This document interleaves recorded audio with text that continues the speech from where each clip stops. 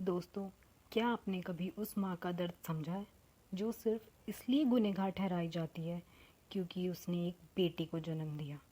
ये कहानी है एक ऐसी माँ की जिसने खामोशी से बगावत की और एक ऐसी बेटी की जो बोल नहीं सकी पर सबको चुप करवा गई। प्रिया प्रिया की शादी को 7 साल हो चुके थे। एक साधारण जिंदगी जीती थी। पति रमेश स्कूल टीचर, प्रिया एक हाउसवाइफ और 2 प्यारी बेटियां राधा और सिया।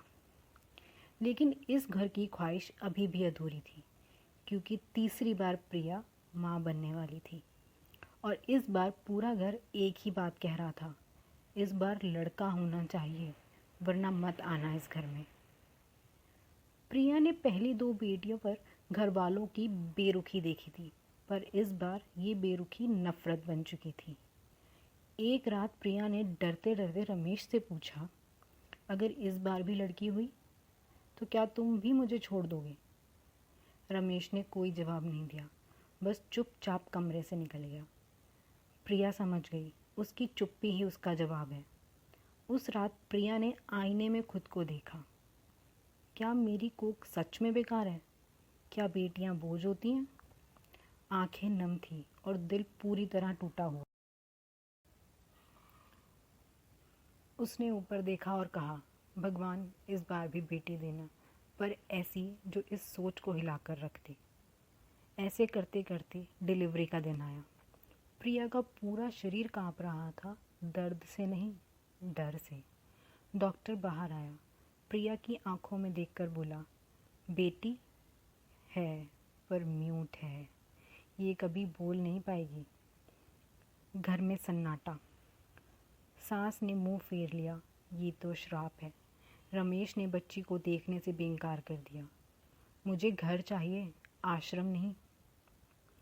प्रिया ने उस बच्ची को सीने से लगाया, आंखों में आंसू लेकिन दिल में आग थी। उसने बच्ची का नाम रखा आशा, क्योंकि उसे यकीन था ये मेरी हार नहीं, मेरी उम्मीद है। अब प्रिया ने सब छोड़ दिया। रात रात भर सिलाई करने लगी, बेटियों को पढ़ाने लगी। आशा बोल नहीं सकती थी, लेकिन उसकी आंखें वो सब कहती थी जो लोग सुन नहीं पाते थे। एक दिन खबर आई, रमेश दूसरी शादी कर रहा है क्योंकि उसे लड़का चाहिए। प्रिया सुनते ही चुप हो गई। आशा को देखा, सिया को देखा, राधा को देखा, फिर मिरर में खुद को देखा और कहा, अब खामोशी नहीं चलेगी, अब मेरी बेटी की खामोशी आवाज़ बनेगी। अगर वो नहीं बोल सकती तो क्या हुआ, उसकी ज़िंदगी भी चुप रहेगी। अब ये कहानी बदलेगी।